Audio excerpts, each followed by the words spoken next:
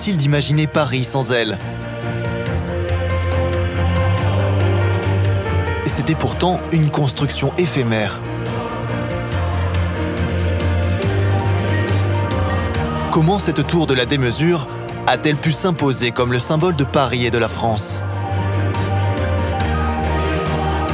Pour le comprendre, il faut entrer dans la tête de celui qui lui a donné son nom. Le magicien du fer, Gustave Eiffel. En cette fin de 19e siècle, cet ingénieur d'une cinquantaine d'années s'est déjà forgé une solide réputation dans le monde de l'architecture. À son actif, il compte des œuvres majeures en métal, comme le pont sur le Douro à Porto,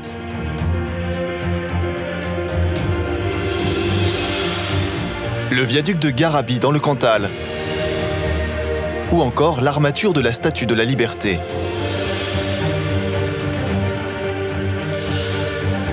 Mais Eiffel rêve de marquer l'histoire. Et une occasion unique va bientôt se présenter à lui.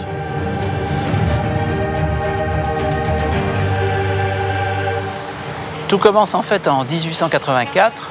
Le gouvernement qui est d'ailleurs dirigé par Jules Ferry à ce moment-là, un nom qui est quand même resté dans les mémoires, c'est pas le cas de la plupart des hommes politiques de la République à ce moment-là, décide qu'il se tiendra en 1889, 5 ans plus tard, délai son cours déjà, une nouvelle exposition universelle, c'est la 4e à Paris.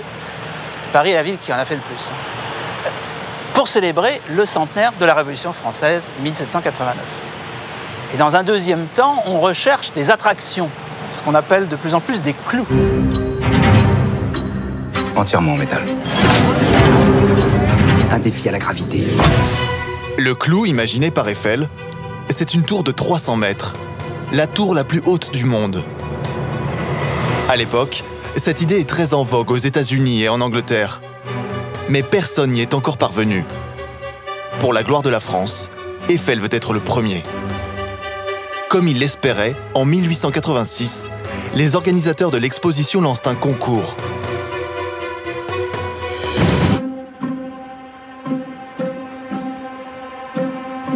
C'est moche. On peut monter jusqu'à 200 mètres. L'obélisque de Washington ne mesure que 169 mètres. En somme, c'est ça qui montera le plus haut. Malgré une centaine de participants, Eiffel l'emporte haut la main, grâce à un projet en rupture totale avec ce qui se fait à l'époque. Les édifices de grande taille comme l'obélisque de Washington, qui détient alors le record de hauteur, ou Big Ben à Londres, sont construits en pierre.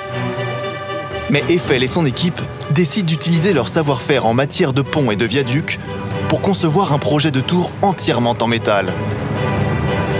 4 piliers seront reliés par des arcs, sur lesquels reposeront 2 plateformes. La flèche sera couronnée d'un campanile.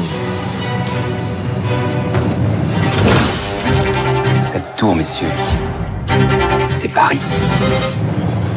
Si on considère que l'enjeu c'est 300 mètres, les tentatives de tours en maçonnerie n'ont aucune chance de tenir. On va donc se rabattre en quelque sorte sur le métal. Et là, quelqu'un comme Eiffel est vraiment compétent, mais il a compris qu'il fallait choisir d'abord le fer, pas l'acier, pas la fonte. La fonte ne supporterait pas les nombreux étirages indispensables. L'acier, c'est trop rigide. Le fer, c'est plus léger, plus souple, parce qu'il faut que ça résiste au vent. C'est ça le principal problème. Et évidemment, une structure métallique ajourée, tout à fait le contraire de la maçonnerie, ça peut résister au vent. Il faut savoir que la tour, d'une certaine façon, bouge. C'est pour ça qu'elle ne s'effondre pas. Et ça, il faut être un ingénieur qui sort de centrale, comme Eiffel, pour le comprendre. L'exposition universelle de 1889 décide l'édification d'une tour la plus haute du monde, un défi au génie industriel de la France. La société Eiffel propose la tour de 300 mètres, une architecture très légère de 7300 tonnes construite en fer peudelé à partir de produits semi-finis, cornières, fer plats et rivets, d'un volume que représente un cube d'environ 10 mètres de côté. Cette immense construction sera assemblée par des rivets chauffés au rouge qui serrent entre elles les pièces au moment de leur refroidissement.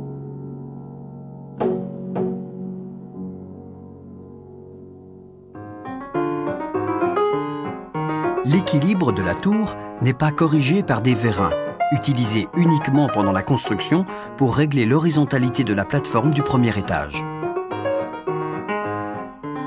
L'édification se fera en 24 mois grâce à la préfabrication d'ensembles d'éléments de 5 mètres pensés pour être assemblés de manière symétrique. 18 000 pièces seront maintenues par 2 500 000 rivets. La rigidité de la tour est assurée par son système de panneaux d'entretoise appliqués de la base au sommet. Ils viennent lier les arbalétriers et les planchers et donnent toute la rigidité nécessaire à l'équilibre de la construction. Aérienne et légère, la structure de la tour ne pèsera à peine plus que le poids de l'air d'un parallélépipède rectangle dans lequel elle serait placée.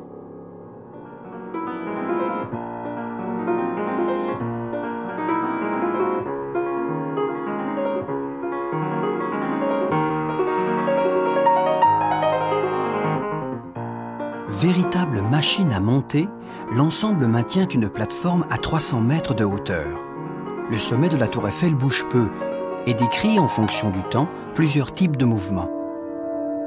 Ils sont journaliers, de longue période, et décrivent un parcours d'environ 12 cm par une journée de bon ensoleillement. Ils sont aussi de courte période. Ils se répètent toutes les 3 secondes environ et ont une valeur observée sous l'effet d'un vent de 60 à 70 km/h d'environ 2 cm.